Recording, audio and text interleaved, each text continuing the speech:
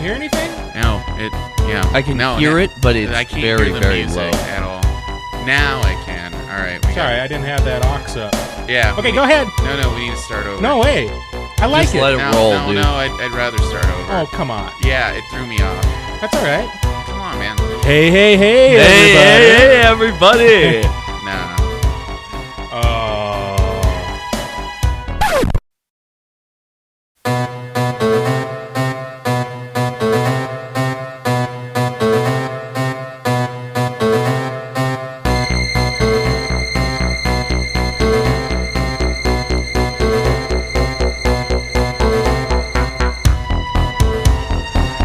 Hey, everyone. Welcome once again to another action-packed, movie-filled edition of Cult Following.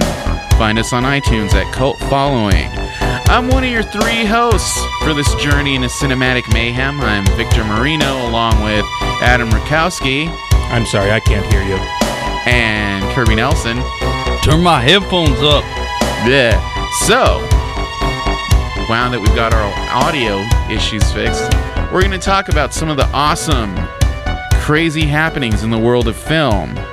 Remember, you can always meet us, hang out with us, and get to know us every month when we put on cool film happenings, as they said in the 60s, in the East Valley of Phoenix. Join us this Saturday for a special memorial edition of Purple Rain, tickets at Zia Records. Join us on May 21st for the Silence of the Lambs, tickets at Cult Classics AZ and all Zia Records stores. And you can always check out our Jump Cut events at The Grid. Join us on May 27th for Freaked, followed by Mystic Circus Freak Show, tickets at cultclassicsaz.com. And we'll be at Mad Monster Phoenix and the Phoenix Con. You can always find out about this stuff by following us on Facebook at Cult Classics AZ. Twitter and Instagram are the same jam. So, on our 35th episode now, guys. It's quite an accomplishment. What do you guys think about that? Is it 35 or 36? I'm pretty sure it's 35, I think. I thought it was 35 now. Oh. Yeah, 35. It could be. Yeah, I've been following this, and I could be wrong. I will course correct if incorrect, but I believe we're on 35. No, I think we're 35 because I think the last time we talked about it, I said, oh, we're only 15 to 50. Yeah. And that's where you got to hit the half-century mark. Oh. I think, age. As we've been doing this podcast, I feel we've been growing leaps and bounds as, the Ira Glass School of Talking. Chapter 1, the small talk leading to the main event. But we've had a lot of stuff going on lately. Hey, so you mentioned Purple Rain. Yes. And we have I work at Oregon Stop Pizza, and we have a new organ player. Insert jingle here. From Kansas. Oh. And he's been kind of training on the organ, learning the ins and outs of because there is a learning curve to playing the mighty Wurlitzer, as opposed to just a regular pipe organ, for the last year. But then they finally hired him on in January, and we're really happy to have him. And he's kind of tied up his loose ends in Kansas, and now he's here, and he's been at Oregon Stop for the last week. And the other organ players are older. I would probably say comfortably say they're probably in their 60s. But Brett, he's in his early 30s. And so he's a little bit more contemporary. Like, he'll play like Miley Cyrus songs and Lady Gaga and stuff like that, which is kind of fun to hear. But he learned Purple Rain, and he's been playing it all week. Oh, and so every time I hear it, from the other room, from the dining room, I just, I get a little misty-eyed. Yeah. Because as some of you may know, like pretty much half of our, addressing the general listeners, over half our crew is from Minnesota. So this. Oh yeah, right. Yeah, this the passing of Prince. I just thought you were saying, well, as maybe some of you might not have heard that Prince died. No. Say that. No, over half our crew's from Minnesota. So clearly, the death of Prince has hit us all hard here. Thus the memorial event that we put together. And one of the things about that is it's a different understanding when you're from Minnesota, because he felt like a family member. You knew like everything about him, like all the time, and after his death, I took that for granted. Yeah, I didn't really. I always assumed that the whole world knew everything about him. Yeah. Knew about Paisley Park, knew about it, lifestyle, what he was doing even that afternoon or something. He was always around. He was always like local news. Yeah. Or it was just a talk amongst friends. So it's interesting to see national news or even local news here in Arizona, them reporting on things that I already knew, or that all Minnesotans already knew about Prince. Yeah. Yeah. I mean, for me, it's one of those things, of course, like everyone else probably here in our crew and our circle grew up with Prince. I mean, the two things I will say that I do find kind of interesting is that, I mean, basically Prince wasn't a star anymore in the commercial sense. I mean, he hadn't been one since maybe the early 90s. I mean, if you really want to, like, assess it. Yeah. And I do find that, but that's what I find such an interesting contrast is how popular he still was. Mm-hmm. Still selling out venues. I mean, he just did things he always did things his own way. But I mean, really, at that time, CD market and stuff like that, the record business was still huge. I mean, this is the pre-internet era. Right. And he basically just left it. I mean, not only because of disputes with his label, but because of, that his own thing was he just kind of moved on to the next plane. I mean, it wasn't necessarily digital music or anything else. It was whatever the hell Prince wanted to do. And I think it's kind of like David Bowie too. I mean, who we also lost this year. I mean, we've lost a lot of people. I mean, especially from our generation stuff that are considered, are iconic, revolutionary. And I think one of the big things with him is another guy who, he wasn't really popular anymore as a musician, but he was somebody who transcended it. I mean, just transcended so many artistic mediums. But I just thought about that with Prince. But then, of course, maybe on the good side and then on the fair weather side, of course, I walk into Zia last week and it's just filled with people coming in to ask for Prince records. And your hope is, hey, you're really here to either reconnect with this music that you don't remember, or you're really trying to you just really want to get into him. Maybe you didn't know about him. Or what does your cynical side say? Buy it for eBay. Buy it for eBay. But that's the way of things. And the only other thing I gotta say too is I'm an absolutely awful guitarist. I'm not gonna speak here like I actually know what the hell I'm talking about. But the one thing I do know, like all the technicals and specifics, is Prince is probably one of the greatest guitar players who ever lived, and it's one of the few things that. Yeah, it was reported on. Yes, it was always mentioned and stuff. But Prince really was a good guitarist. I mean, phenomenal. And he really isn't recognized, by those in the know, yes. But by the general populace outside of maybe like a Minnesota or out of that genre of music, do people really think of Prince? Well, he's a phenomenal drummer. He was too. Keyboard player, piano he did everything. Player, everything. But I think of his guitar playing, because I love playing guitar, even though I'm not very good.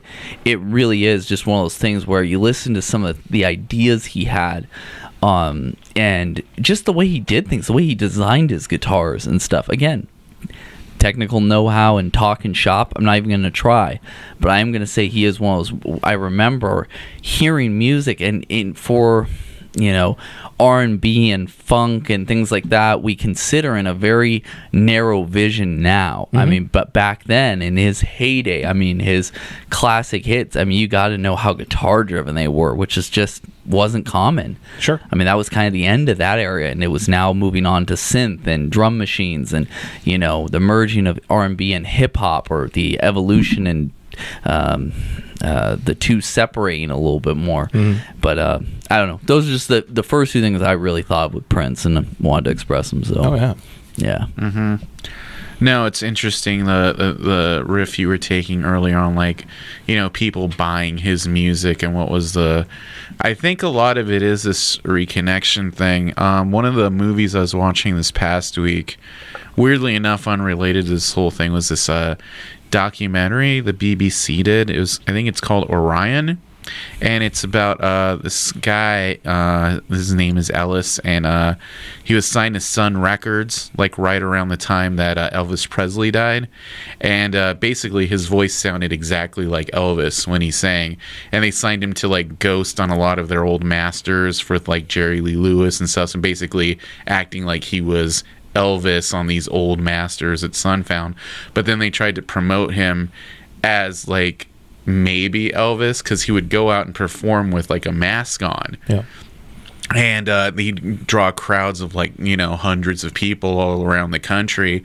But as soon as he took the mask off, like a few years into the career he had, that all dried up, and he just became somebody who kept changing his name and trying to build a career. But it's just like people just wanted to like connect with that music and think they were in like, reliving that kind of happening with like Elvis being in concert. It's the same reason that like really good tribute bands like Bad Fish, that Sublime band, get huge crowds because they're doing the music really faithfully, and people who missed out still want to connect to it somehow. Yeah. I'm just laughing going, he could have had his residency at Casino Arizona and he just didn't know. No, and I watched that documentary last week too, and I thought it was really interesting. And it also brings up like with the tribute bands. There's a while back, I don't know, maybe about 5 years ago, they were looking for somebody. The Queen was looking for a new front person, and there was this guy Mark Martel, who, I mean, if you closed your eyes, you wouldn't be able to tell the difference.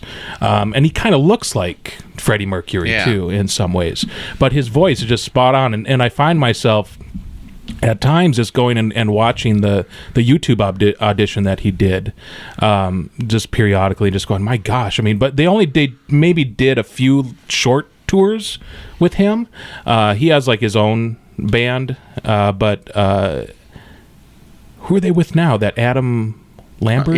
From American Idol. American Idol guy? Yeah. Oh, from Maroon. You are right. I'm sorry. I'm thinking of, what's his name, from Maroon 5.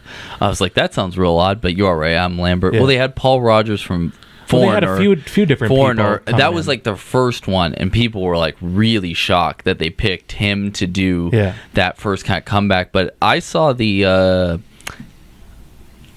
try to remember his name. I want to say it's Gary Mullen, the One Night of Queen or something like that. But he's done it. I saw it at Celebrity Theater years ago, and he was sick. You could tell he was visibly not feeling well. Still put on a 2-hour show and sounded phenomenal. Yeah. So he looks a lot also like Freddie Mercury. I think that's his name. If I'm wrong, please, I really don't remember. But I got, one of those Groupons for like $5, and it was definitely worth the $5 for the show. I mean, I never got to see Queen. I never got to see Prince. I was very bummed. Years ago, I was ready to throw the $200 or $300 down to go see him at Marquee Theater. I saw him for $20. Yeah. Well, at Paisley Park. You can go fuck yourself. Anyways, but I eternally have the bragging rights to see Nirvana's last American show. So we all got our own thing. But I mean, for me, it's like, I think because he was such a consummate entertainer, I think that's why I'm always disappointed that I didn't get to see him. But, at this, I still get to enjoy his music and stuff. And I do think the tribute band thing, obviously has picked up huge over the years. I mean, there always was well-known tribute bands, and now it's like, it's not just for state fairs and casinos anymore. I mean, it's like big business now. Yeah. I mean, spanning all genres and all kinds of music now. I in some, like I said, I've seen them, or like you said, watch YouTube clips, and I'm just like, wow. Yeah.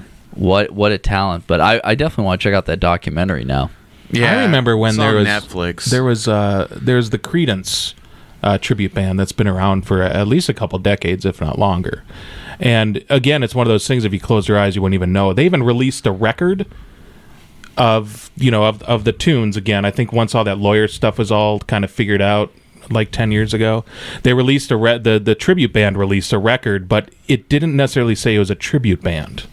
Oh, interesting. And I bought it, and I was listening to it. I thought it was just like remasters, or maybe the guys, buried the hatchet and got Fogerty back, and they were, doing like this live record. Yeah, buried the hatchet in his back. I mean, I don't think it's possible. Right. Yeah. But you are right. Yeah, I hear what you're saying. Yeah. That's incredible. Yeah. I never heard that one, but I'll definitely check it out now. It's still a good record, regardless. It's just nice to hear it's with clarity, it's cleaned up. It's, well, I think that's the big part of the tribute band thing is bands that either have legal spats or obviously deceased members are the ones that most people want to see, right? Because they know, especially on the latter, that they're never going to see it. So, and some will say, well, it's a shallow imitation or it's cheap, and it's fine. But there's plenty of people who never saw Pink Floyd with Syd Barrett either. So it's not like, there are people who say, well, that's the only real version that ever existed. And it's like, well, it's all a matter of opinion in the end. Sure. Yeah. But cool stuff. What else you been checking out, you guys? Who do you want to go first? Or? Yeah, I don't have much at all. I watched. Well, I was very, very happy to see that Netflix now everything's starting to kind of trickle out, all the new stuff. I was tempted in renting Twisted Fucking Sister. I don't know, last month when it came out on VOD. I'm glad that I waited because now it's on Netflix. I already pay for Netflix. Yeah. I watched it. I really enjoyed it. There was a lot of things I didn't know about Twisted Sister before. I guess the seminal record that really broke them into the U.S. Well, really one of the only first records that they did after being a band for 10 years before. They were Spinal Tap. They were complete. Have you guys watched it yet? No. Everything. Well, I don't even know where to go with it. It's good. See it. Okay.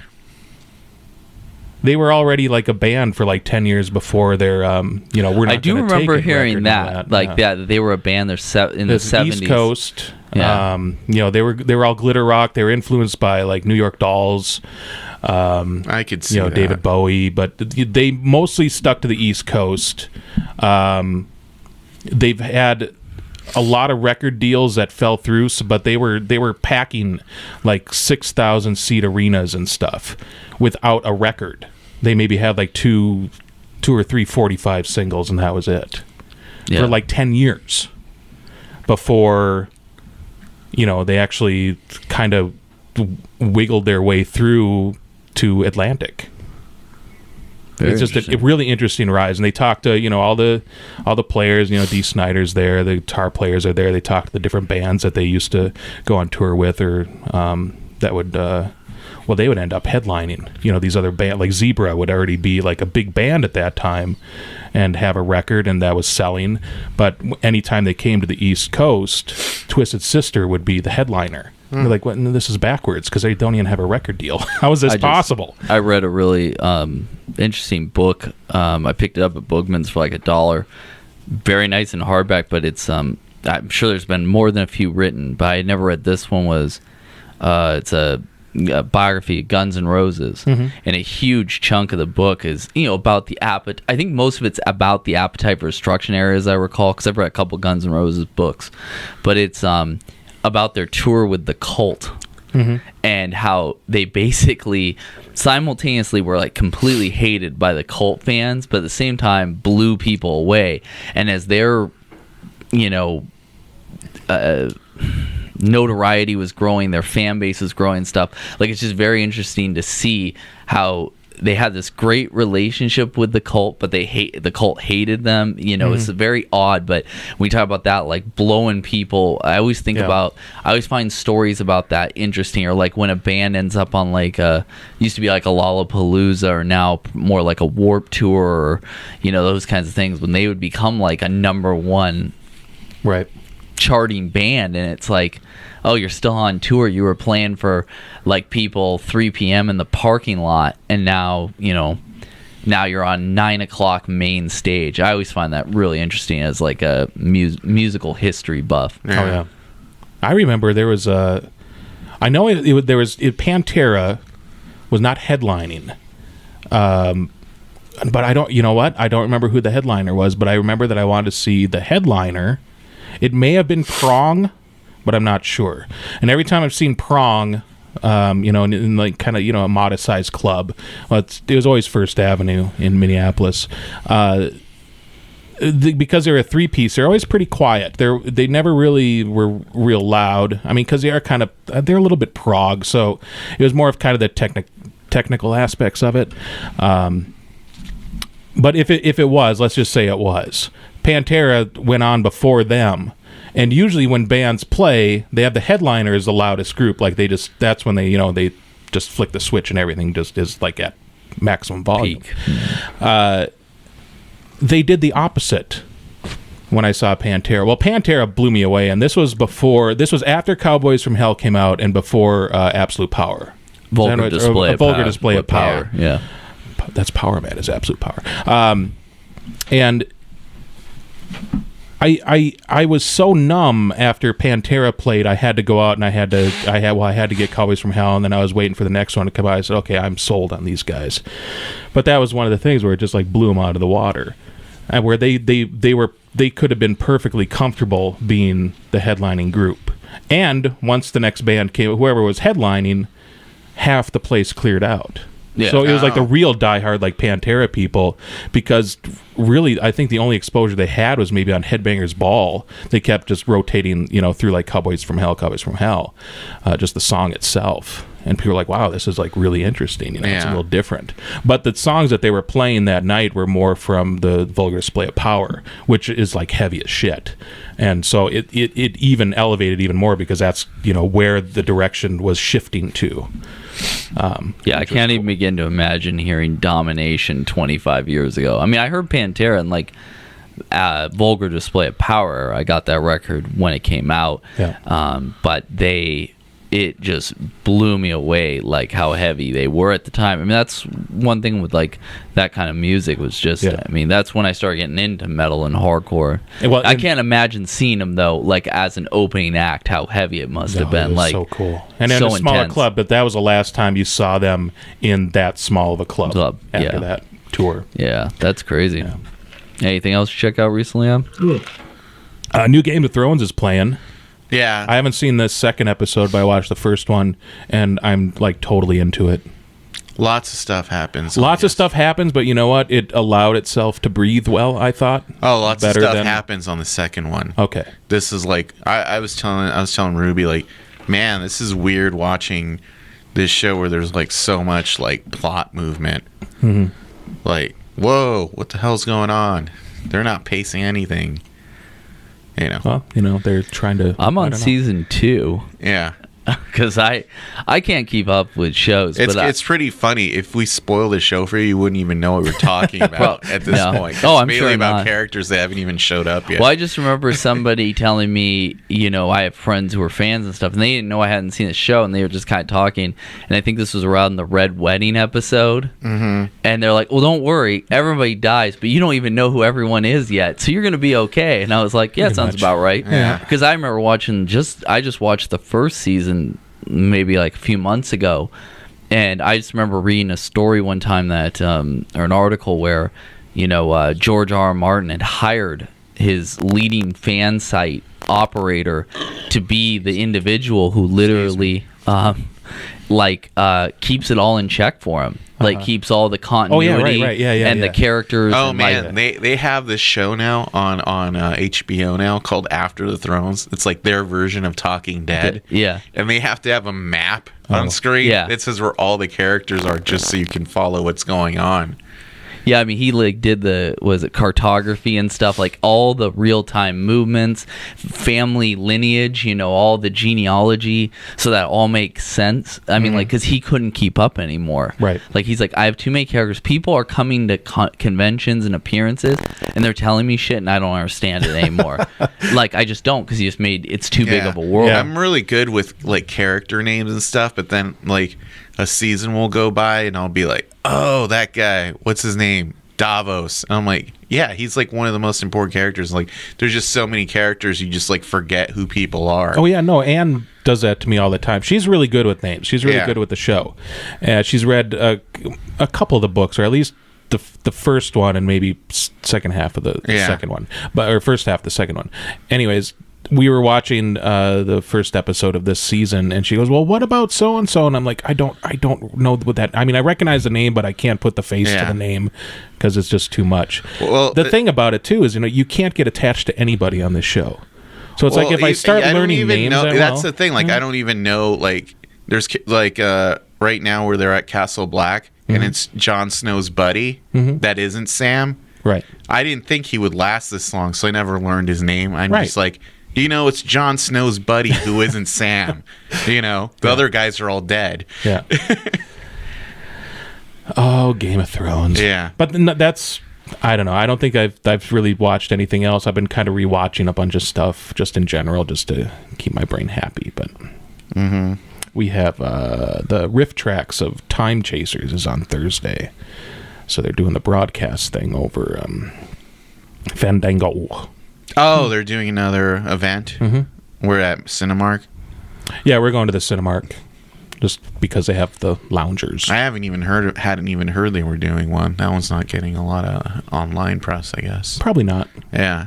The big thing is just they're having the big reunion with all the Mystery Science Theater people. Yeah. At the State Theater in Minnesota, but then they're going to have... when is that? That's next month, I believe. That they're going to... Same thing. It's going to be broadcast. I don't know what they're going to do, if they're going to do a movie, a riff, or if they're just going to sit around and Q&A or what. That'd be cool. I already got my tickets for that. Nice. So that's all the stuff you've been watching lately? Yes'm. Okay. I got a short list. I watched The Death of Superman Lives. What happened? Yeah. Awesome. It's actually really good. I loved it. Yeah. And by the end where they're showing the final costume tests with the real wig and everything, he looks really good. Yeah, I liked it.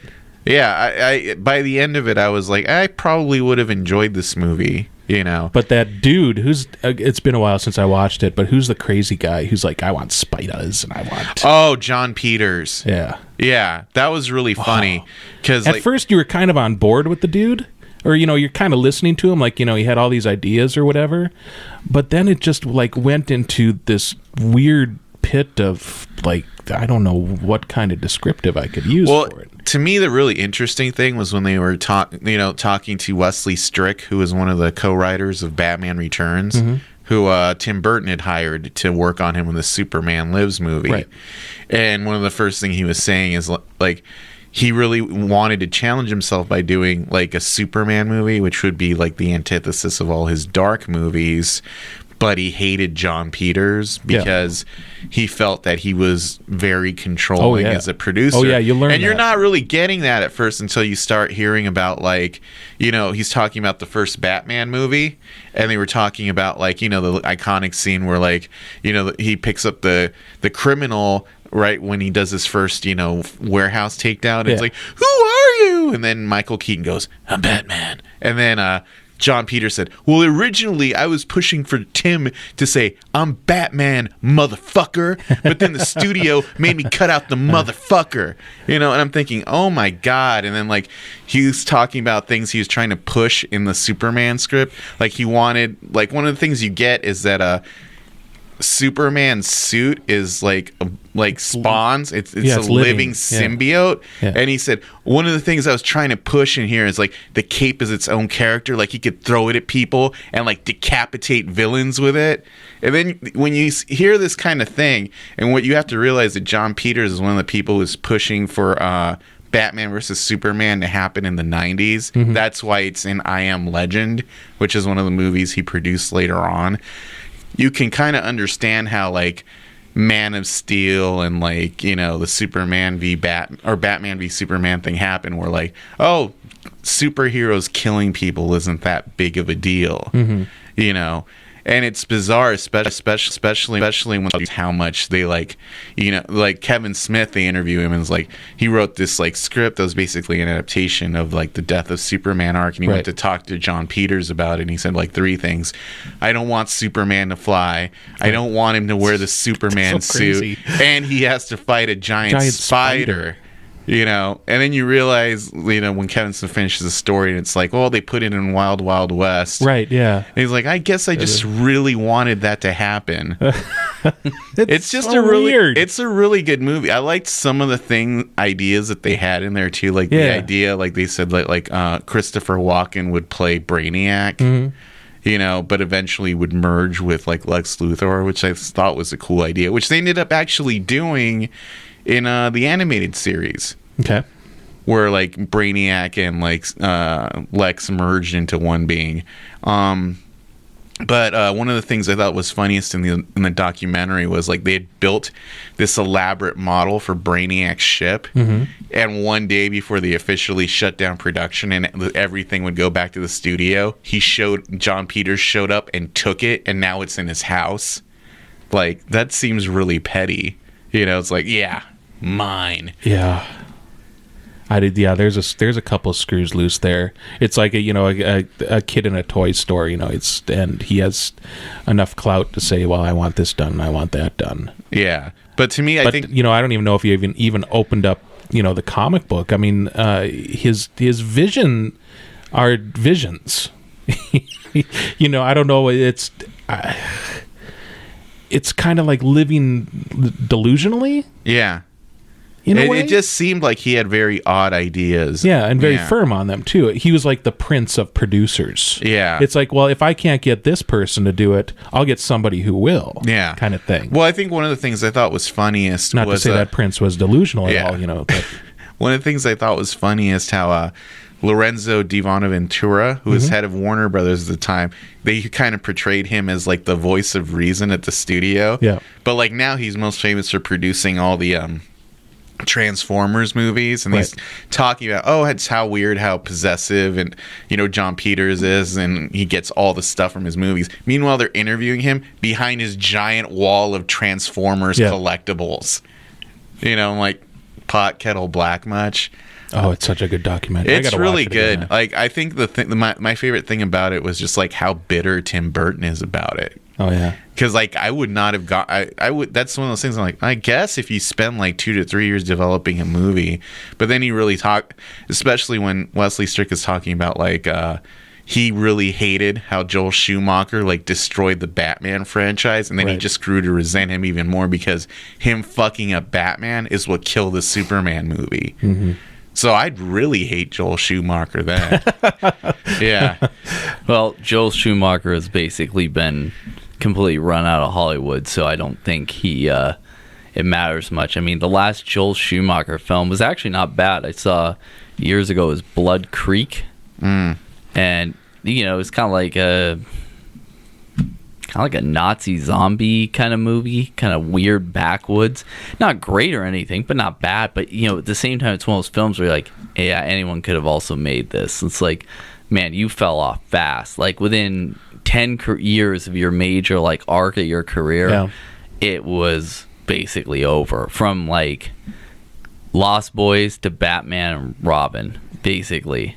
See, and you would have thought I would have thought he would have been someone like Robert Zemeckis, who would just like maybe show up, do something interesting every few years, and go back into his little cubby. Well, the same thing kind of like with Ron Howard. They kind of just do their own thing. They're like, I'm going to make the movie I'm going to make no matter what, and that's it.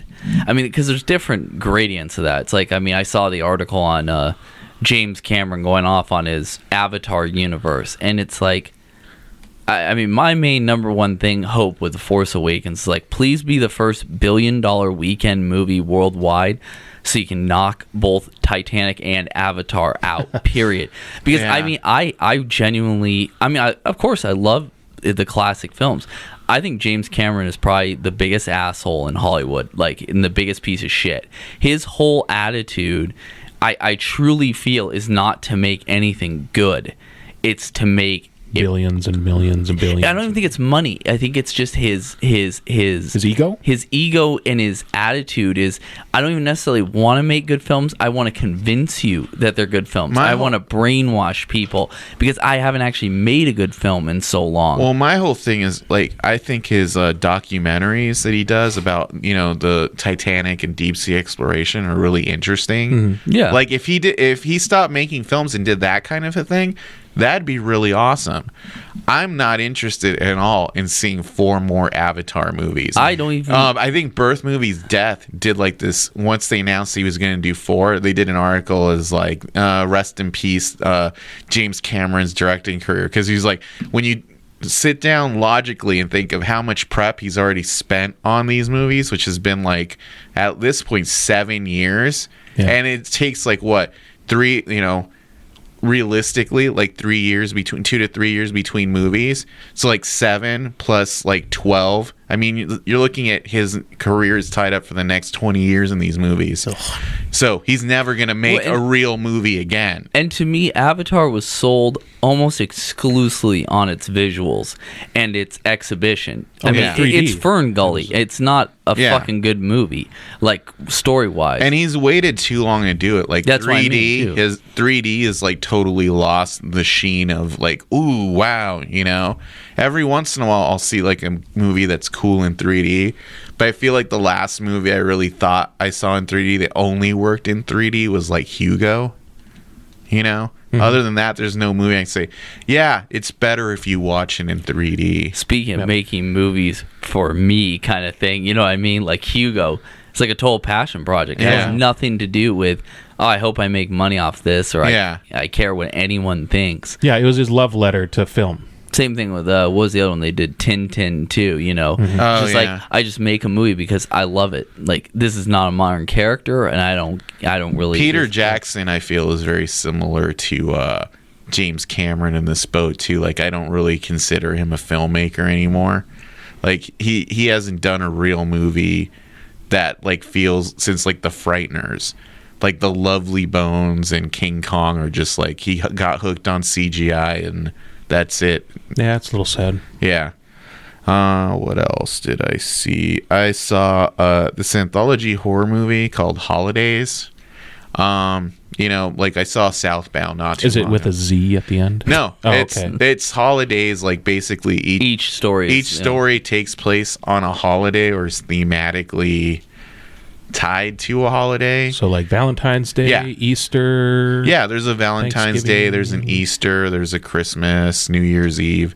Some of them work better than others, which is usually the case. Yeah, with anthology movies. Kevin Smith does Halloween, and it's like the most disappointing like Kevin Smith thing I've seen ever. You know, he's got to slow down on the pot. This feels like something like very similar to Tusk, where like he just kind of sat around like, wouldn't it be funny if literally has nothing to do with Halloween except for like the story is like happens on Halloween, but there's no like Halloween element. See, I like Kevin Smith, and I'll still watch his movies, and I understand what they're going to be like. I know what Tusk is going to be and how the germination of that, you know. But I find it really kind of, I guess I'll say funny that, you know, Jason Mewes cleaned up and then Kevin Smith just got deeper. Yeah, and because Kevin Smith wasn't, I mean, he admitted that he, you know, would smoke pot, but he wasn't like wake and bake like it seems he promotes now. Yeah, no, this movie's like his chapter in this is total like a stoner movie with like a pimp that's played by the guy from Epic Mealtime. And his daughter is one of the main characters, and it just seems like a... What's the next one? The Hosers? Yoga Hosers. Yoga Hosers. So he's just pretty much just doing stuff to with Harley himself. And Johnny Depp's daughter. Daughter so-and-so. Yeah.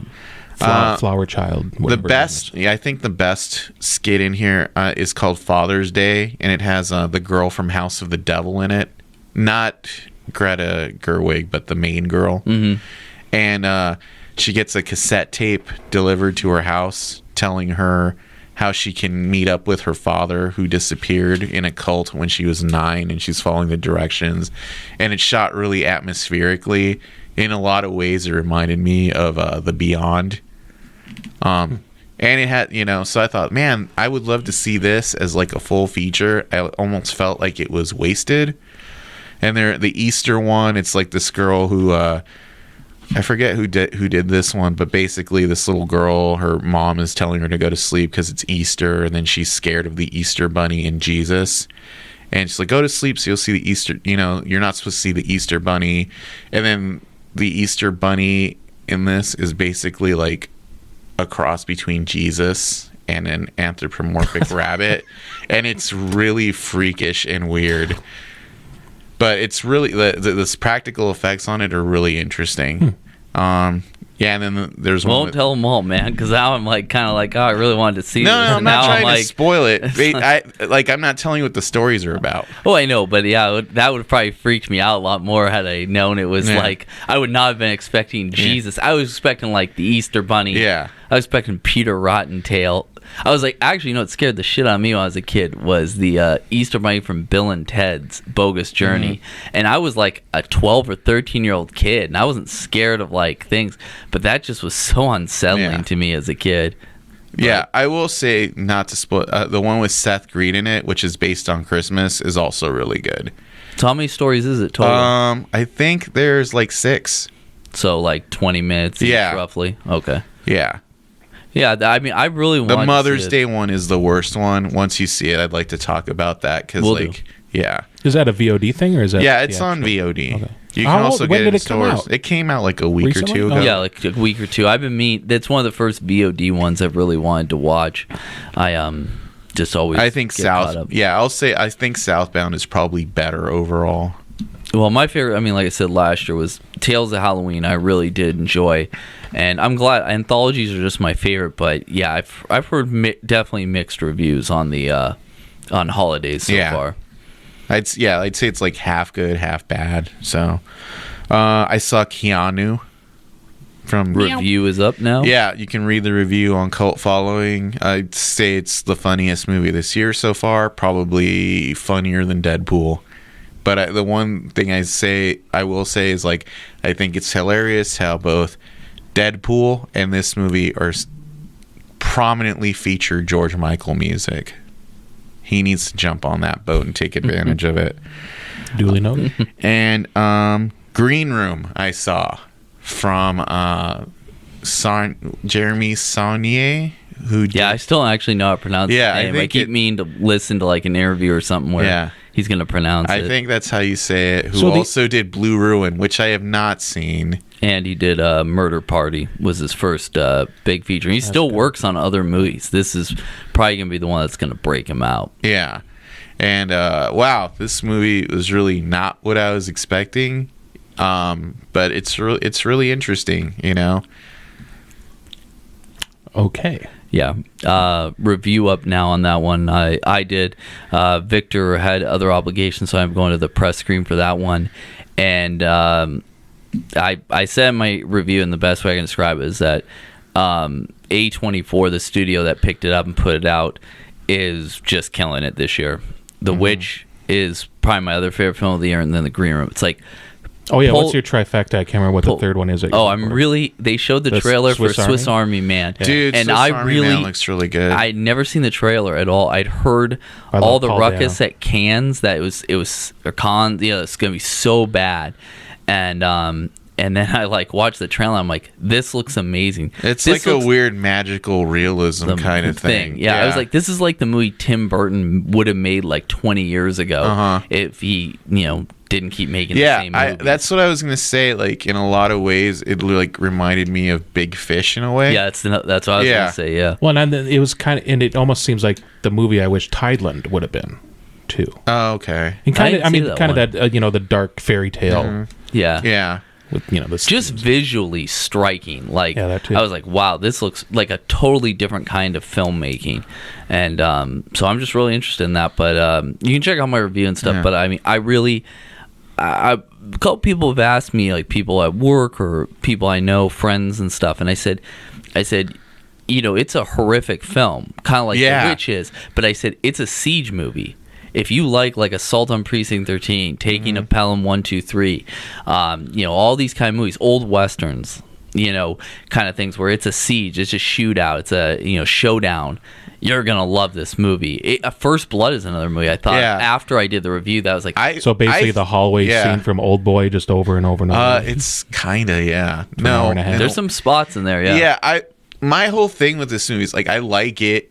I wonder if I would like it more if it was less visceral.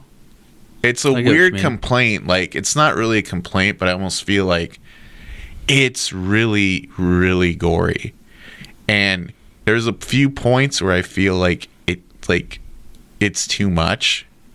And I feel weird saying that. Like, I almost felt like there's a few places where like judicial editing would have kind of like, I feel like less is more. It's like the Texas Chainsaw Massacre, I feel like is a really good movie, but if you rewatch it, you don't really see anything. Right. It's just cut in a way where you can like visualize it, and this like puts it out there for you. Yeah, I think that is it's one of its advantages. I love it as a gore hound, but I do think probably with anything they could have done without it.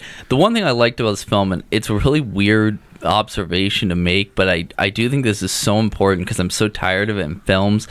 It's almost become comical as opposed to realistic, but it's like people fall. Mm-hmm. People trip, people like scramble, you know what I mean, especially in like a state of fear. I mean, like it's not going to be logical or any kind of real it's going to be the first thing from like mechanical or graceful kind of movements. Like there's a lot of scenes in this movie where I was like, wow, that's probably what I would have done. Like when you're honest with yourself, not going I'm Billy Badass kind of thing, because I'm like, nah, that's not what would have happened. It's because I think that's one thing, like always like shows like The Walking Dead, people are like, God, I'd be running the apocalypse, and I'm like, no, you wouldn't.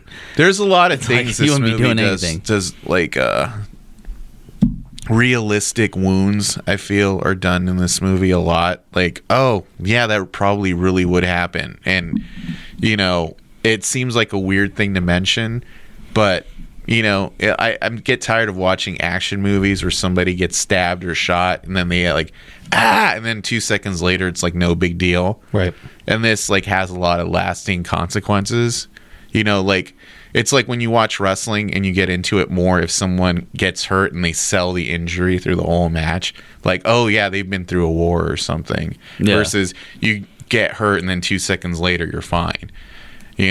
I also think like Patrick Stewart is like super good in this, and it really works because he's just foreboding. Well, he's not in your, it's not, I was worried with Patrick Stewart that they were going to try to do the comical bad guy, and instead he's the puppet master. He's like the background player. He's not in a huge amount of the film, but when he is, it counts. But he makes the supporting cast, as I mentioned, Macon Blair is his like right hand man in this movie, and he just does a phenomenal job because it's realistic. He doesn't play a performance where I feel like this is what would happen, and that's what I like through the whole movie. And it's kind of weird. I mean, we've already talked about The Witch. I don't want to go a huge amount on that, but in contrast to this, one thing with The Witch is it's very few people are in the movie. It's very limited cast, and one of the things I loved about it is that in The Witch you're like, is this really happening? Is this real or a hallucination? Whereas in this film, is this really happening? Like, holy shit. Like, it's real, but the people are playing it very well. Like, they just can't believe it's going on. Like, without giving anything away, just the way Patrick Stewart takes charge of this situation really makes it seem like this is something that's happened before and they know exactly how to deal with it, which makes it really frightening when you wonder, like, holy fuck, this is so atypical and psychotic. And it's like, oh yeah, we got it. It's like, well, and the one thing I will say is in Patrick Stewart, instead of just being like, Captain Picard, excellent, everything is going great, any fuck ups that happen, and they do, any mistakes that are made, he's accounting for them. Like I said, it's very methodical. And it's a really tense movie. That's the best way I could ever describe it. It's tense and unsettling. But just absolutely, please go see this. If you have any interest in this kind of movie, support it. I'm not doing that as like I got paid to say that. I mean, I am saying this as a film fan. I truly was on the edge of my seat for the bulk of the movie. I mean, it was, I think I said in my review, like something like you could hear a pin drop. There were plenty of scenes.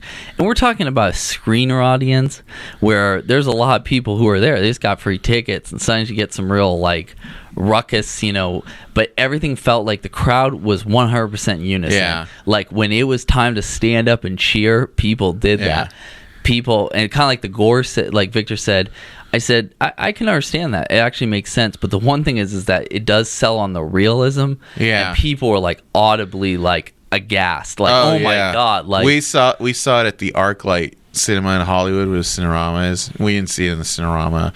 But when certain things happen, you could hear people like, oh my God. And I was doing the same fucking thing. Like, and mean it. Yeah. Like, so that's a good thing. Yeah. And last word, I do think the concert sequence in this film, man, that was shot really well. I was just going to say, cinematography I mentioned, it was so beautiful.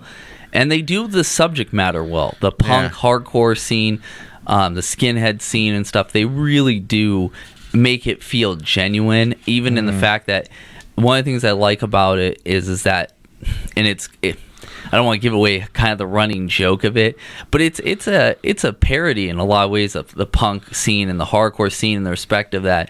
It's like, are these dudes even, they're like, we're the realest band, we're the punkest band, but it's like, you kind of realize down the line they're kind of posers, like, in a respect, like, they're not really, I mean, it just as much I think it's just very much people that age, because I remember when I was like a teenager and I was like, getting like Heart Attack and all these like hardcore zines. Good old Abolition. I thought I was like really like into it, but really looking back, like, I'm just getting zines, I'm like a poser, but believe that you're part of it. Yeah, and it is, but definitely. Yeah, so that's pretty much all I saw. I saw the season premiere of Penny Dreadful. I like that show. It's a really slow burn, but I'm excited about it. It's good. Kirby. Well, I ran the Green Room, so we'll skip that. I'll get to the quick two ones. I mean, I can't remember too much of what I watched the last couple of weeks. It's been busy. I did see the film Race in the Dollar Theater, which is the Jesse Owens Nazi story. movie. Yeah, it's really, it's the 35 Olympics, 36 Olympics, and it's interesting. It's far from perfect. It's very standard paint by numbers kind of film where it has all the elements. One of the things I did find interesting, I mean, I grew up reading about Jesse Helms. I knew about his accomplishments, and I like sports dramas and sports comedies. I don't like sports at all, so it's kind of interesting. But with the one thing that was interesting is I read his life after. He actually died here in Tucson, and he died fairly young. I mean, people back then, didn't live as long, and he was I believe a pack-a-day smoker. So it's obvious that he didn't, which is pretty amazing. You think of one of the greatest track and field stars of all time was a pack-a-day smoker, but he's kind of interesting his life afterwards, and I almost wish that had been part of the movie, or I don't know. It was a great build-up, but that would have been after that. I probably watched some stuff on Netflix. The only one I can think of off the top of my head is I did watch the new Patton Oswalt special, and do send my condolences out to him, obviously.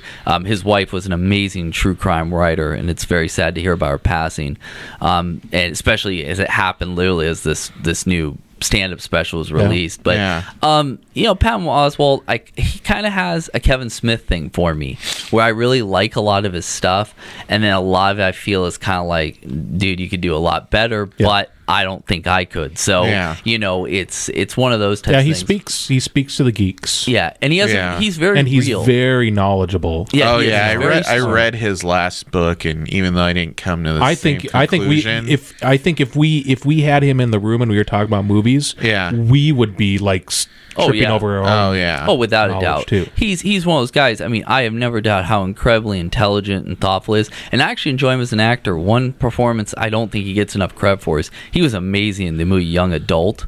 Oh, yeah. Mm-hmm. Yeah, one of the last Diablo Cody movies, but his performance in that is absolutely incredible, and he just deserves a lot of respect. I enjoyed the special. I laughed a lot during parts. Not as funny as I laugh at somebody like comedians I really enjoy now, or like I love Bill Burr's probably like my top guys. I know we talked about when they had his F is for Family was up on Netflix. Yeah. Yep.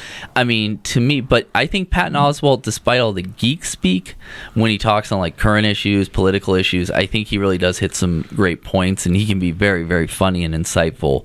And definitely is a great film buff. But enjoyed that. The only other two things I'm going to run quick is that I had actually amazingly, if I've seen it, I didn't really remember it well. It might have been way too young. But I finally sat down and watched the Shout Factory Corman classics. I've been watching those, and I just saw finally Galaxy of Terror. Oh, I love that movie. Yeah, which I actually don't really remember seeing, and I of course never You've saw that. You've never seen it? I didn't. I really, like I said, that's the one where Sid Haig is a mute space ninja. Yeah, with I live and die for the crystals. Yeah. But it's very Robert Englund's in it. What's Ray her name Walston? Ray Walston, Joni, and Freddy Krueger. Yeah, Robert Englund. It's got an amazing cast. It's Corman. One pick we just mentioned, James Cameron. Is that it's fascinating that it's literally the template for Aliens, because he was the second unit director, and he, I guess, was just absolutely crazy on the set, and like hated the director, wanted to do his own thing. But you can see a lot of the shots, like the claustrophobia, the feelings of dread and stuff. Like he was adept at that, especially in his younger years. But if I will say, I don't want to spoil it, but the excise portion from this film, which made it a rated X, this is a film that is 35 years old now, and Jesus, is that still intense, man. It just blew me away. Like, holy shit, I was not expecting that. Even though I knew it was kind of coming, no pun intended, it was amazing. Like, I really enjoyed it. It has, like all Shout stuff, has a lot of great special features, but I had seen Forbidden World a bit before and some of the other ones, and like I said, I probably saw a lot of these movies when I was a kid, but I either saw very cut versions or like almost public domain, those like cheapy kind of VHS ones or early DVD, and so I really didn't remember it well. But the one thing I will say about it is, it's one of the Alien knockoff films, and the interesting part is that I think it stands up very much on its own as a unique idea, without giving away obviously what the twist is in the end. It worked well, and I could not follow it up with anything else but watching the other great Alien rip-off film, which I just got from Arrow, which is Contamination. Oh, right. Also known as Alien Contamination, which is also like very much its own film, but probably the most Italian of all Italian horror films I think I may have ever seen. Except for maybe like Nightmare City and a couple of other ones. It's like the rip-off of their own films, and it's just amazing. Ludicrous movie, but beautiful work by Arrow. It has a great documentary actually on it, like a mini documentary about the Italians ripping off their film. So it goes through all like the Great White Shark and all the Jaws rip-offs, and then the exploitation of Mad Max and Road Warrior, and I just really enjoyed that. So that was a plus. Definitely pick that up if you're interested. And then I'm not going to talk about a huge amount, not because we're running out of time, but because I'm going to post a full review. But I did spend this weekend at the 7th Annual Lovecraft Film Fest in San Pedro, California. It's my 6th year going. It was an amazing event.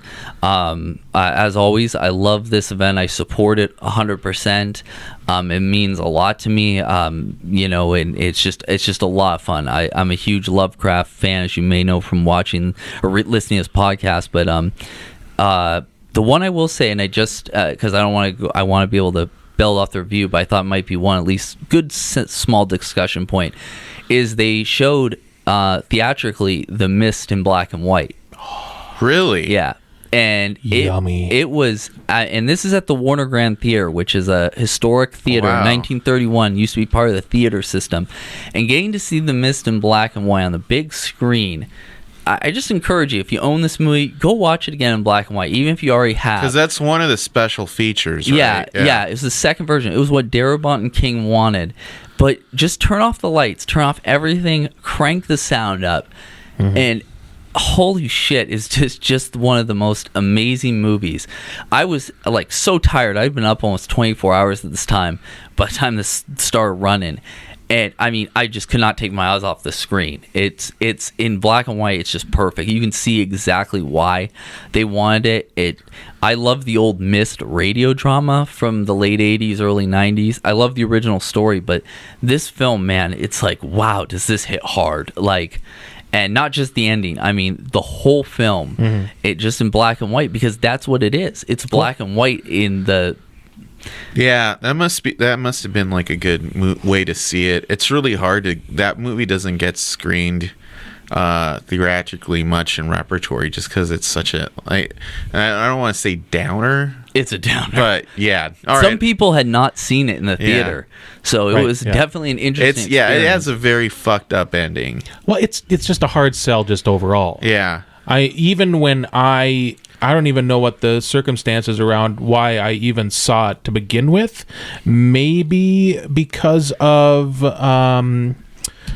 what's his name? Thomas Jane. Thomas Jane. I was like really enjoying what he was doing at that time.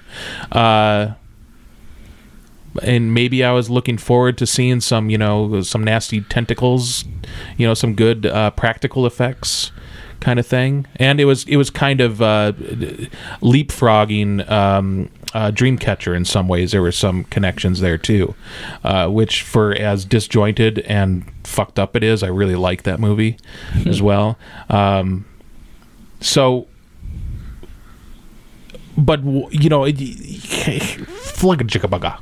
I remember a few years ago, Mondo had booked out the New Beverly in LA to do a series of Mondo mystery movies, where basically you were buying your ticket and you didn't know what you were seeing. You didn't know what you were going to see, and you were going to get a Mondo poster based on that movie. And I bought tickets to 2 of them. They were really hard to get, but something came up and I couldn't go out there.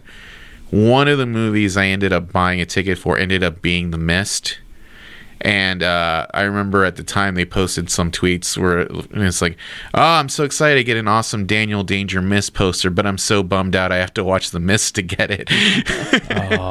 And that's actually one of my most... If you're out there and you want to help me, you want to help brother out, if you have that poster, I want that one. That's in my top 5 from Mondo. Yeah, it's a cool poster. Which I of course tried to get the Jay Shaw on Alien Day, limited to 70.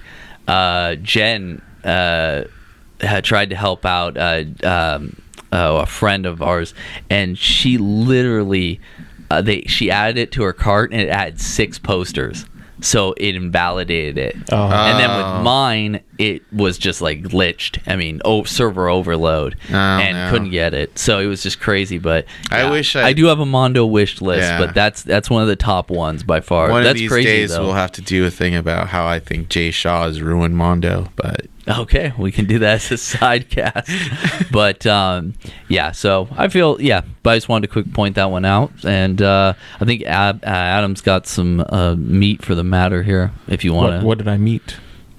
You have some meat for the meat for the beast. Main topic, or if there's anything else you want to ask us about. I don't know. There was just kind of some things. Well, Mama's Day is coming up. And whether you like your mama or not, there are movies out there and there are characters out there that are mamas on the screen that I would like to hear if there's any ones that kind of like stick out to you. I honestly, if I just put I can only think of like Psycho pretty much.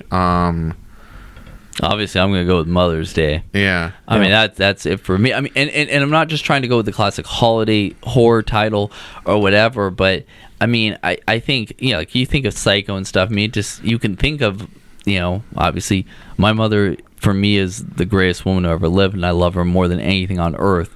She's like the song in my heart, but it's also one of those things where, I mean, yeah, you want that, but then you kind of want the crazy mother on film or whatever, or Dead Alive, or the funny, exactly, like the funny mother.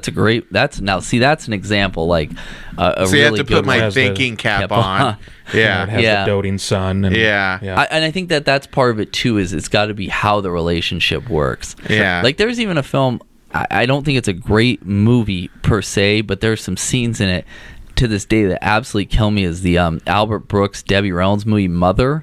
Mm-hmm. Right. I still use the line all the time. There's this part where I think they're in like a pet store, and he's like handling one of the animals, and she's like, stop. And he's like, Jesus, Mom, I'm not Lenny from Mice and Men.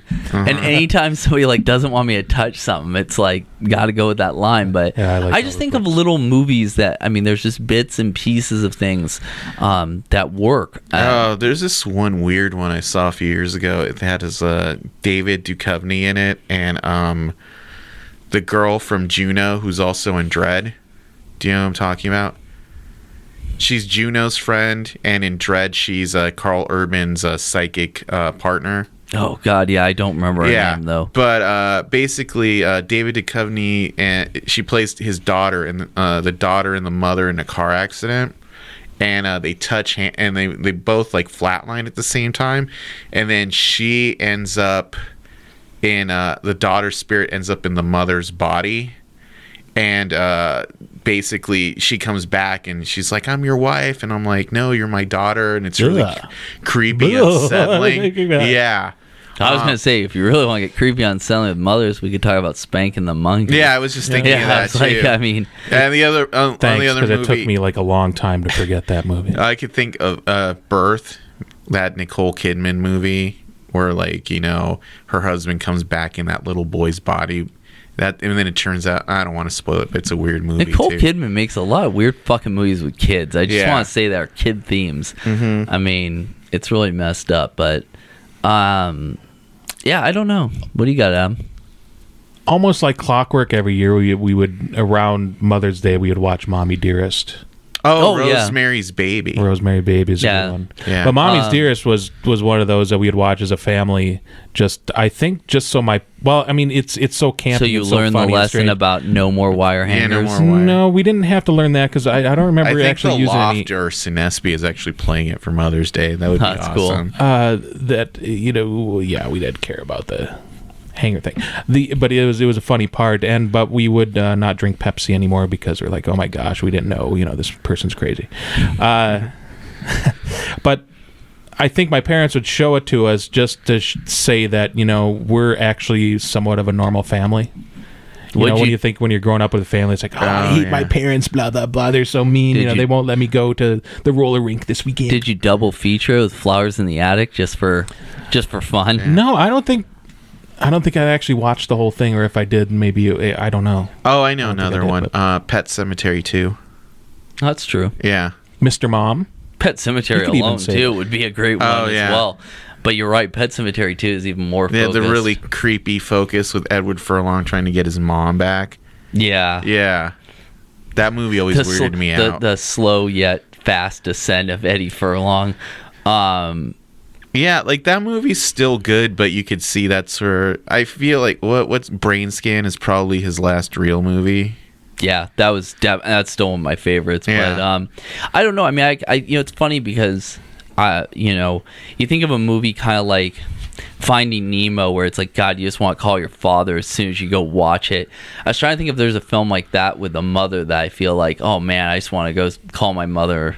Kind of thing, like I'm thinking more of like a dramatic thing like that too, or like a Big Fish, I was just trying to think of like horror movies with like I can think of that too, but I was trying to broaden my range. But horror movies and stuff, I mean, not that we're a horror podcast, but no, but I mean, or sci-fi and stuff. I mean, it's just it's weird that you think of a movie kind of like I even think of like Hush, with what's her name? Is it Jessica Lange? That was not Jessica Lange. What's her name? It's like Gwyneth Paltrow and stuff. It was one of like the thrillers of the mid-90s. Do you even remember that movie at all? But it's like really. The mother. It's like they're a couple, and the mother absolutely the woman's not good enough. Gwyneth Paltrow's not good enough for her son. Isn't that great? No. I'm thinking of something else. Great Expectations. Yeah. Oh no. This was like a one of the Lifetime original movies that was not a Lifetime original movie. But hey, what about Serial Mom? Yeah. Oh yeah, that was another one I was going to say because I had actually recently just rewatched that. I just always remember the scene with the air conditioner. Happy belated birthday, John Waters. It was just like a week ago. Yeah. So, speaking of which, and not obviously Hush, the movie. The Hand That Rocks the Cradle. That's a good one. Yeah. Now we're on the Lifetime path. But Well, that was a genuinely unsettling film, though. Mm-hmm. March 6, 1998. It was Jessica Lange. Jessica Lange, Gwyneth Paltrow, 1998. Oh, wow. Yeah, but it was. I remember seeing that one, and it was, that kind of thing. Oh, and probably this will be my last random horror mother kind of thing. The Guardian. Oh, that's definitely a good one too. Freaking classic. Yeah. I mean, there's a lot of them. I would definitely say about. Geez, I'm surprised I was able to think of that many. Yeah, you did really good on this, man. On the fly, Jesus. Wow. Yeah, I came up with 3. Yeah.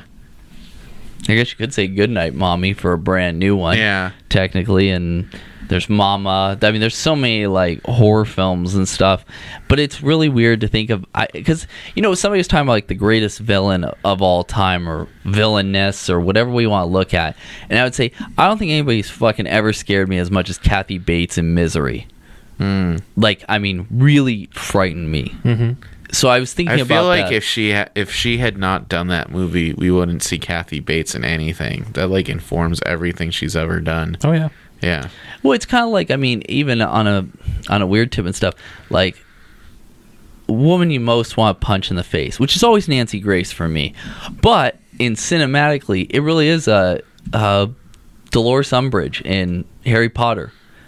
I've never hated someone so much. One of the few Harry Potter movies I've seen, and yeah, she's terrible. She's the pink lady. Yeah. I just want her dead. Yeah. Was there any payoff? I can't remember. No. Well, she gets taken away by some Harry Potter Superman's gonna kill me. Ferez is the centaurs and stuff out there and stuff. In the book, it's intoned a little bit more violently, like almost like they were gonna trample her to death or something. At least that's what I took away. I remember reading the book many, many years ago. Uh-huh. I mean, Harry Potter in the books always seems more dark and violent. Like Harry Potter, basically, like I remember, it almost feels like he's fantasizing about killing everybody, like all the Death Eaters and all the people. It's definitely not as homogenized, but I do think of that, like, I mean, because like I said, it's a contrast. On our side, like I said, I mean, I did want to think of a few that were more like loving respect, but I do think it's like Dead Alive. Like I really meant that as a perfect example of that really bizarre mother kind of story. And there's way more out there. It's just Possession. Yeah, that's a really odd one. Yeah, but it's weird. Sometimes for some reason I go back to more of father stuff, so it's hard for me to think of. But yeah, that's a pretty good list there. I would say so, yes. Yeah, that's a lot. Like, yeah, you were right. You definitely rattled off way more than I would ever. I didn't realize what a prevalent theme that was in 90s movies. It is, definitely. Yeah. So, Monsterpalooza happened. Uh-huh. You were there. Yes. Kirby, you were not. I was You decided not to go. No, I just really couldn't afford to anymore. I've got too many things going on, but it if I can hitch a ride with Victor, I'll be a merch whore. So, but when I can't, and not calling you that, Ruby, please don't hit me. She does a great job. Probably better selling than I do, but I did Summer Monsterpalooza with Victor, which is a lot of fun. Yeah. Which is kind of like the old Monsterpalooza, so Victor can talk about the new venue and the new Monsterpalooza style. Well, yeah, and I have questions. Okay. Because I'm kind of familiar with, what it is. I mean, it's just it's another convention. But to me, when I'm seeing the pictures from my other friends that they're posting, there's really not as many monsters as I would expect. It just kind of seems general, like Phoenix Con or something, with a little bit more of a kind of a monster twist to it. I think if you look on Instagram, you'll get more of a flavor for it, but it's very much themed towards people who collect high-end like sculptures and who do makeup and special effects. Okay. So it is still pretty general in that respect. It's like specialized pretty much towards people who like have high end collections. So and do Guillermo del Toro. Yes. Yeah, there's kind of like, it kind of is a branch of the guy who runs it, founded it, Elliot Brodsky. He's one of the premier guys. Like, there's a few of them. I mean, obviously Dom Post, Ed Edmonds, and Dr. David Lady. There's a few other guys and stuff. They're both part of kind of the Universal Monsters and the Halloween Mask Association. I'm a big mask collector, and that there is mask collecting is a big part of it. Mask Fest is a separate event put on by HMA. Elliot does Monster Palooza, but it is special effects. I mean, I think since Face Off and a lot of stuff, they do a lot of those. A lot of people selling like supplies, like here's latex, resin, materials. And what end up seeing happen, and there were a lot, it was more spread out this year, but usually it's more because they're all right next to each other, is these people get like 4 or 5 booths and they'll do demos. So when the vendors go in during the day, there's people getting stuff put on them, and then they walk around in these like elaborate like movie monster style makeup, so you can kind of get a look at like, oh shit, this is what you can and do that's with what they maybe then they're just not marketing themselves very well. I mean, I know the name, and I know that you've been there for years, and you, Kirby, as well. How many years has it been going on now? Like a really long time. Over 10? Yeah, or at least probably about 10 right now. I started going, I think, in 08. So that's a good amount of time. But like I said, I just thought it was just another convention. Yeah. Where it would be like Mad Monster or Rapture or... It's like Mad Monster with all the guests and stuff and a focus on film, but the predominant is on mass special effects, creature features. If anybody is listening for Monster Palooza and has is on the marketing tip, I think that should be pushed a little bit more. Because I think I would have gone. I think what it other is, than like the people that you ran into and that sort of stuff. I think what it is, it's that the people who put it on the Brodsky, they're like, it's like it's put on by like mom and pop people, who are very into that scene, and they've been at like the Burbank Convention Center this is the first time they expanded, and they outgrew that venue like years ago. Right. So like you'd go to this, like, basically, think, just to put in perspective, like if you've been to the Mesa Convention Center, imagine trying to fit like Phoenix Con as it is now into that. So like broom closets, hallways, everything has booths. Like there's no space that isn't utilized, and there's like thousands of people who come, and it's at the same time it has like that small vibe, but it's a huge convention. Sure. And they have a museum where people make these super elaborate like sculptures to like just to show off, oh, this is what I've been working on. And like it's cool too, because like there's like all the attendees and stuff to it, like, oh, these are regular people, but then it's like, I think the first or second year I did it, I do like the zombie sketches, like we're walking, it's like, oh, look, he did a sketch of your Aunt Heather, Heather Langenkamp, and then it turns out the kids I'm drawing are Stan Winston's grandkids. Or like we set up, and then like it's they're guiding like Guillermo del Toro and J.J. Abrams around so they can look around before the con starts, because otherwise they'll get mobbed by people. So, and it's like last year when we did it, this is Jon Favreau, it was the same way. They bring him in through a different entrance so you can kind of get a look around. A couple of years ago I ended up going to the bathroom, and I literally turned next to me, and I realized I'm pissing next to Slash. And Chuck Billy I ran into from Testament, and a lot of well-known people. When me and Kirby were there last time, like we were running late, and I managed to jam in there because I was walking, and John 5 from Rob Zombie was right in front of me, so they cut a path for him.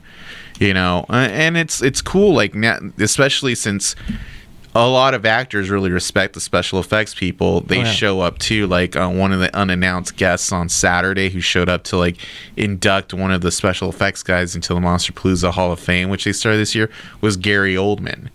He just showed up unannounced, and just like, oh, because his career has been tied to special effects for so long. Yeah, we're gonna have to go next year. I think. Yeah, no, it's definitely worth going. Like I said, it's one of those things. I mean, I went for years and years and years. The one thing is that, like I said, it's focused more on the special effects and the mass and stuff. Have people, which I think makes it a lot better than most cons, because basically almost everyone is wearing like, it's not like Phoenix Con or any of that where like cosplayers are just stopping traffic, you know. They're walking around, people understand like there's open areas for you to take pictures of that. Sure.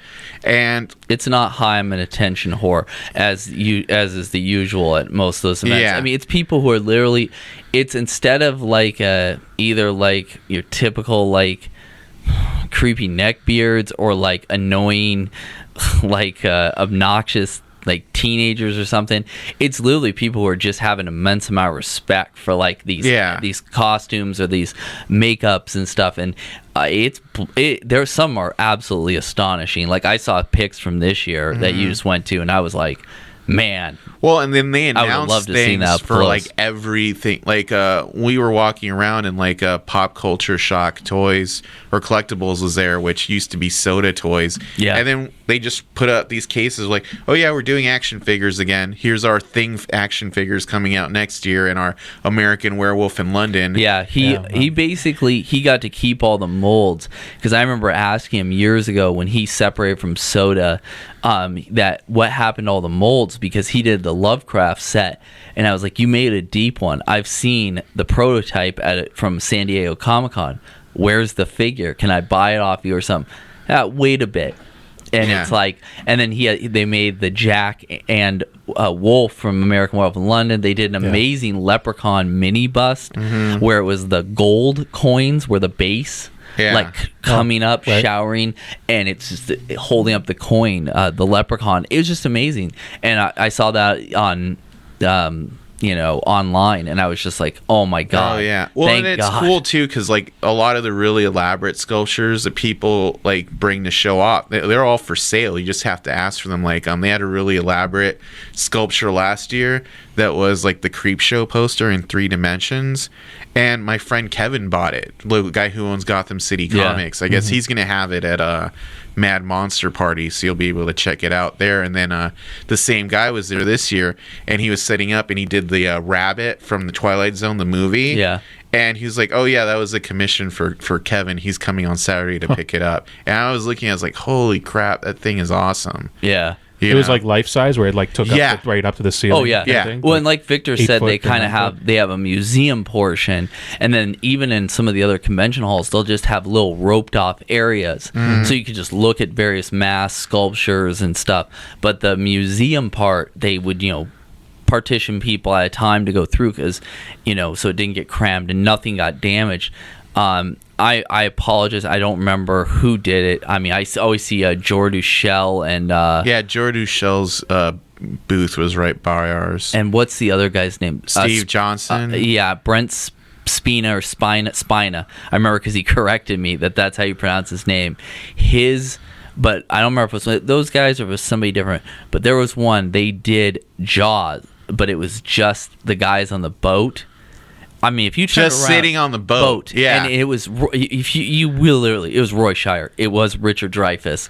I mean, just looking at him and Quint staring you down, you just wanted to walk away, man. It was like they did it in silicone, and it was unbelievable. It was probably the most they amazing had a few one I've like ever that seen. this year. Like they had Kurt Cobain playing his guitar from MTV's Unplugged, and it looked just like he was sitting there tuning his guitar. Like it was freaky. And then they had Ben Affleck in the new Batman suit from Batman v Superman. It looked just like he was just standing in front of you. And it's not like they just sculpt the costume. They sculpt everything. They paint the hands. They cast everything. Wow. Yeah. And they invite you to, I mean, you can come take pictures of the stuff. I mean, people are, I find, a little bit more respectful than your typical like Comic-Con kind of crowd.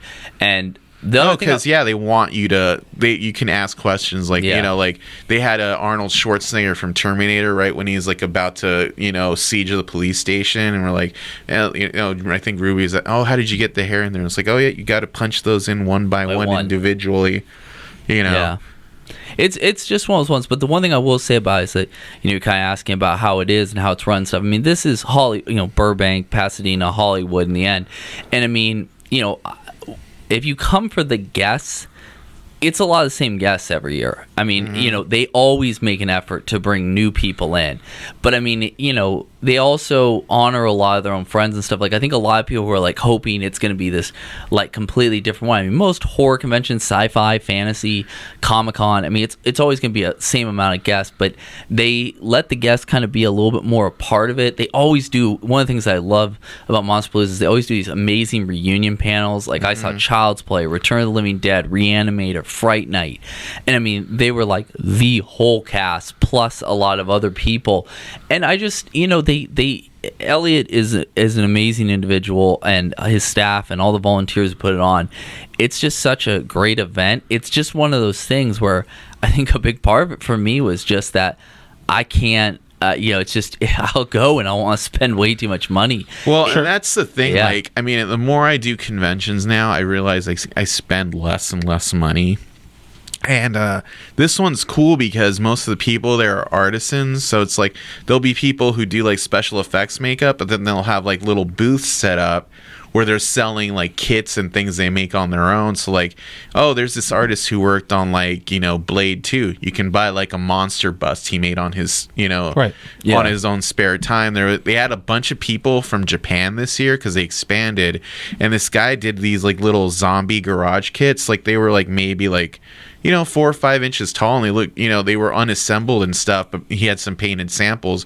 But the thing that was really cool is that he was selling the boxes he was selling them in, looked like distressed VHS boxes, and he had like done little scenes with the characters inside as the movie posters on them. Nice. And like, oh my god, that's so cool. And we saw him running back and forth, and it's like, yeah, the guests up front, like, so he's basically people, they would send their representatives up front, and they're like, oh yeah, so and so really wants that kit, can you like bring it? And so he was running buckets of them for guests and stuff. Yeah, and So- the guests get really involved. Yeah. And you'll see them walk around, and Victor mentioned like a lot of really well-known celebrities. Yeah, like, but yeah, that's like the big difference between like, Phoenix Con and stuff, where basically, people are there just because they're getting paid to be there. Okay. And this one, like, like Guillermo del Toro like shows up before the floor even opens, and he like literally was stopping at every booth. And like we were seeing like any booth that was selling sculpted things, he would go and buy 2 or 3 things from them. Like down our row, there were 3 people who were selling sculptures, and he's like, I want that one, that one. It reminds me of something that I was reading about him, that he has, well, at least 2 different homes. yeah, One Bleak House 1 and Bleak House 2. One that he spends most of his time in, that has all his little, tchotchkes and knickknacks and stuff from his own movies as well. And then another house that's for his wife and children, because they don't want to spend any time in this, museum. Yeah. Basically. So it's like, well, you just go over there. It's like basically his office. He has this whole house that's all decorated with all this stuff. I've seen a couple of tours of it. It's incredible. And they announced like that same weekend that I guess in July, LACMA's doing like they did the Tim Burton one and the Kubrick exhibit. They're doing one just of his collection. Yeah. It's a fun event. It's totally worth going to. I as Victor said, expanded now to the Pasadena Convention Center. It had to. I mean, there were literal. It's weird because that's what I worried about. But basically, the way they laid it out was they did in the biggest hall, and like all the autograph people are on the outside, lined up opposite each other, and it's in sections. So it starts in like Japan. 80s horror, so if you want to see all the Godzilla people, they're all in a row, then it goes like, and that's one thing they do get is a lot of kaiju, a lot of Godzilla fans and stuff, Sentai. It's very diverse. Yeah, and then they had like the theater, which was, they split that off. So like they had the theater, and then the other half of the theater was, which was right next to the museum, was like a VHS like swap meet run by our friend Daniel from Lo-Fi Video, and they had like a lot of cool guests there, like Brink Stevens. They had Tracy Lawrence Sebastian, who was Billy in Rocktober Blood, and he was selling like original sealed copies of like the Rocktober Blood soundtrack. That's awesome. Yeah, and he was telling us the whole story. It's like, my friend was like, hey, that soundtrack you have cases of in your garage, like I just put one on eBay and sold it for $500. So he was basically like, I I learned that there was this whole following for things, and I don't have that many left. I have like 25, but like, people are into it, and it's an excuse for me to come out here and visit my grandkids. So what the heck? Yeah, that's cool. Yeah. And they do have a lot of, like, it's not just big stars. They have a lot of people, and they give them the same kind of billing and support. But, yeah, it's just a lot of fun and stuff. I mean, I think conventions are, obviously, I'm getting, like, I with Lovecraft Film Fest, I always enjoy it and stuff, but I'm getting a little more burned out on conventions and festivals. But one of the ones I've always had fun at is Monsterpalooza. Looking at it from my perspective, like last year, Phoenix Con went on this whole, and I don't really want to get on a huge diatribe, rant about this. No, we don't have much time. But I will say, like, last year they expanded, and that meant getting more autograph guests and emphasizing cosplay over like vendors. And even though it got much bigger across the board, pretty much everyone I knew at Phoenix Con did less in sales. This year we were all kind of worried about that. Oh, is Monsterpalooza going to lose? Like, no, it just, like, we got there, the line wrapped around the convention center, and it was like, I've seen it wrap around like the one at the Marriott, and it's it's like, oh, okay, it wraps around the building. No, this wrapped around the convention center, and it was like, oh my god, there are really this many people here? And dude, our sales for this show were like crazy, like good. It was even crazy. Like it doubled from what we did last year at either of those cons. And I'm like, that's how you expand something and everyone benefits. Well, even though not a horror podcast, I will say this is probably the as a huge horror aficionado, is that I will say the horror community of all communities definitely takes care of its own. Oh yeah, that's is totally supportive true. Beyond like any other. Like there's no fair weather in it. It's just devoted. Horror con. The people who go to horror cons literally are like the most supportive, true blue like people you'll ever meet. And it's like, what? And like, no, it's like if you're seeing that as like someone more mainstream, it's like, no, like if you go to a Comic-Con, half the people go there just to like cosplay or take pictures of cosplayers. And moving from that and speaking on that, coming up is Mad Monster. And for Ann and I mean, we are preferring more of the horror cons, or that are centric, around the makeups and the darker side of the film worlds and whatever geekiness. So the Mad Monster's obviously not as large as Monsterpalooza, but they get really good guests. Yeah. I think their panels are interesting, even if it does maybe sometimes sound like a broken record, because a lot of the same people that kind of move around the circuit throughout the country are doing panels there. So they basically are speaking pretty much the same spiel that they do once they go. But it seems like there's a variety enough of people, or well, especially this year, there's a lot of people that I'm just like, oh my gosh. This is like one of the most loaded horror cons in terms of photo ops I can ever think of. Yeah, in the photo ops, this year, just I'm so shocked by how many there are.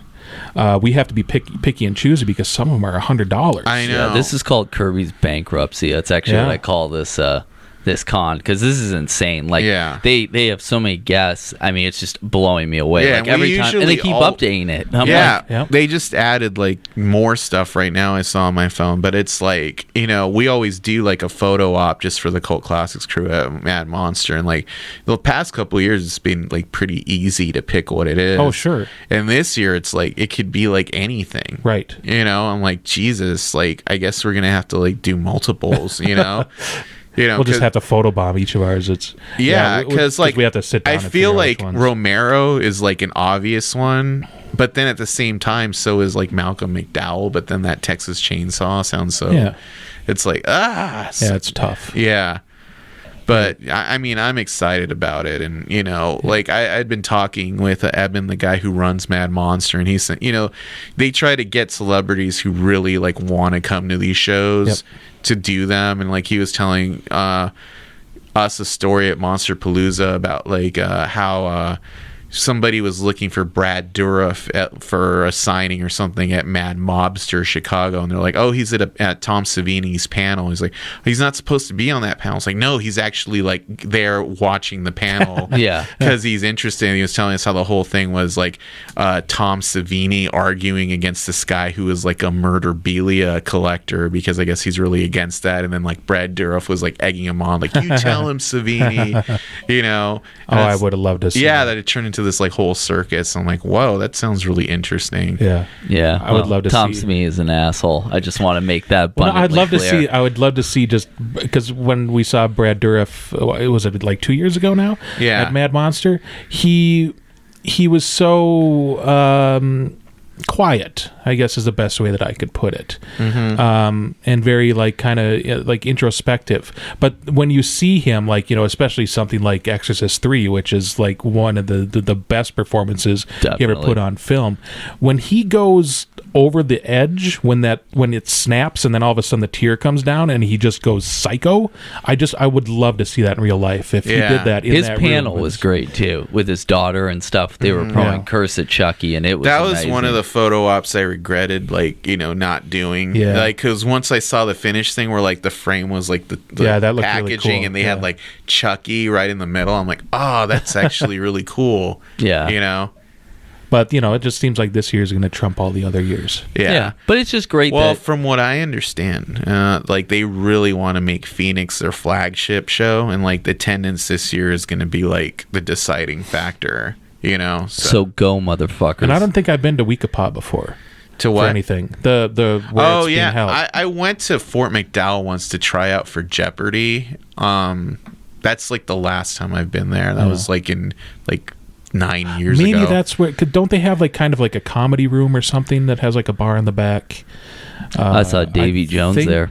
Oh, Oh my I did. gosh! Wow. He died like a year later. I was like, he was funny as hell. He was actually very entertaining. Wow. Like, yeah, but it was awesome. It may have been where we saw Craig Ferguson. oh, It might be. Yeah, When he went on they've his done hot comedy rubbing and tour, shows. Yeah, but go out and support. Like I said, I mean, for our listeners who are here in Arizona, I mean, all these events, whatever it is, please support, because whether it's, I mean, we just had like Amazing Arizona Con, ZapCon, now we got Phoenix Comic Con, Mad Monster, AZ Game On Expo. Please support these events, and I'm not just saying it as an endorsement of the people or their guests or whoever's running it. I'm saying it because if you want things like this to happen in Arizona, you gotta go. You gotta Yeah, go. exactly. And like and be, you know, Yeah. support it, because otherwise it's just like with bands. People always go, why does band not come to Phoenix? Because they don't want to anymore. Nobody showed up, and it's like, I mean, I'm sorry, you have to support, like, for things to keep going, and it's not just about money. It that's a part of it. It's always gonna be a part of anything, but there is a lot of heart, a lot of hard work behind these events, and support them. I mean, I really don't know what else to say beyond that. Like, Yeah, because you don't sound very passionate about it. I'm at all, sorry, Kirby. yeah. well, I know. sustainability is important. That's what I We mean, yeah. wouldn't Yeah. we wouldn't do cult classics if we were in the hole, you know, especially going on 5 years now. Right. I mean, we're doing so many events lately just because the demand has been there. But And I like, know that's hard for Yeah. people, by the way, that dollars can get stretched thin. Believe me, I understand. And you know, but there are always Mad Monster, I know, has done Groupons the last couple of years. There's lots of ways. Yeah, we always give out discount codes. if you're listening and you want to go to Mad Monster, you can get a weekend pass or a Sunday pass for 25% off. Just go to madmonster.com and put in the code CULT16 lowercase, and you'll get 25% off your weekend pass or your Sunday pass. So worth it. It's $10 off. It's not just like an indiscriminate amount. It's like $40 for a weekend of 3 days of a convention is really good value, especially considering like how local cons out here are like over $100 for that now almost. Well, I tried to help somebody recently, by the way, with San Diego Con, and I can't imagine going. I don't think anyone could go and spend less than between $1,000 and $2,000 just on the bare essentials. No, Sure. it's like, yeah, going to San Diego Con is like going to Sundance. Like you got to like plan that out ahead of time. Like if you don't take a car to either one of those, man, and like get a ride or Uber around, like There's just trolleys. the hotel lottery. Yeah. I tried to help a friend with, and it was literally like insane. I got into the meeting space or whatever right at 9 a.m. right on the dot. You're number 100,000 or something, or 10,000 in line, and it's like. Well, and I mean, just to stay on that tip, like there's like I forget what, Jesters or Jokesters, one of them, and it's something like that. And then they also have Walker Stalker. So there's 3 cons going on during that same San Diego con. Plus all the Gaslight is also like a corporate con. It's impossible to like find parking or lodging anywhere near downtown around San Diego con. Yeah, and that's what I'm saying. It's like, support domestically, support locally, because I mean, really, do you want to have to deal with all those costs? I mean, if you want to talk about just money, then put it down as that. Yeah. Be cheap like me and just figure out a way, figure it out really when you get down to it, the nitty gritty, that almost all these events that I just mentioned have a ton of huge guests appearing, and, and a lot of great local businesses. So, and great out of town guests. And Adam. Oh, and me. And on that, we should probably wrap it up. Sounds good? Yeah. But yeah, thanks you guys for listening as always. If there's any events you think we should be aware of, let us know always on the website, cultfollowing.co. Full of cool reviews that we're trying to put at least 1 or 2 up every other day. And we're doing a lot of like upcoming reviews. Like we should have reviews of like X-Men, Apocalypse within the next week or so, I believe. And Civil War is coming up. Yeah, Civil War is coming up. We'll be happy to talk about that too. And, we're going to be at Phoenix Comic-Con, as usual, doing our live podcast panel on Saturday, Saturday at 7 p.m., room 105 West. We will be doing a panel, and it will be called Slasher Films and Why We Love Them. We'll be talking about what it is that we love about those people with razor tip fingers and hockey masks. What if I don't love them? Well, we can talk about why we don't love them either. It'll be a spirited conversation and another chance. And why we watch them? Yes. Why we watch them. What's the draw? What's the interest? Is it the final girl? Is it the killer? Is it just the genre? Boobs? Yes. Boobs. And gore? Yes. Boobs and blood. Boobs and It's a Wayne formula. Yeah. And we will be, as usual, taping it. Our annual yearly live podcast. It'll be a lot of fun. These are always very lively. So check us out. We'll also be at the Phoenix Comic Con. We'll be at Mad Monster in 2 weeks, which will be a lot of fun. Hopefully we'll be doing something there. We'll see. Isn't it like a week away? No, it's a few days. Next week, and so weekend after this weekend. Yeah, so probably a little over a week away. And if you're a fan of John Carpenter, we will be giving away tickets to see John Carpenter live in concert June 19th at Mad Monster Party. We will have a way for you to win passes to it, and we will also be doing that at our screening of Silence of the Lambs on May 21st, our usual monthly Cult Classics event. Thanks to our friends at Stateside Presents for letting us in on this promotion. And yeah, Purple Rain this Saturday. Tickets at Zia Records. If you liked obscure 80s films, we'll be showing Freaked at Jump Cut for only $7. Alex Winter, Mr. T. It's a lot of fun. And that's only $7. Tickets, info, all on cultclassicsaz.com. Adam also has something he'd like to share. Oh, no, not at this moment. I'm going to do something later. Oh, okay. But you can share a general comment like ooh, ah, or something. Ooh, ah. There we go. Kirby, anything you'd like to plug? I really don't even remember now. I'm so tired. I just got home late last night. It's all good. And then just worked a full day, and I talk enough. Yeah. So until next time, I'm one of your 3 hosts, Victor Marino, along with Kirby. Happy Mother's Day. I love you, Mom. And Adam Rukowski. What Kirby said, but with my mom. That's true. And actually, I rarely ever use the phrase "mom." I'm very Norman Bates. Oh, mother. I love you, mother. Mater. I love you, Mater. So until next time, stay dry, and don't shower after midnight. I don't know. Take your vitamins. What you gonna do when we run wild on you, brother? That's what happens when bodies start slapping. Ooh, yeah. Dance hard or die. Snap into it.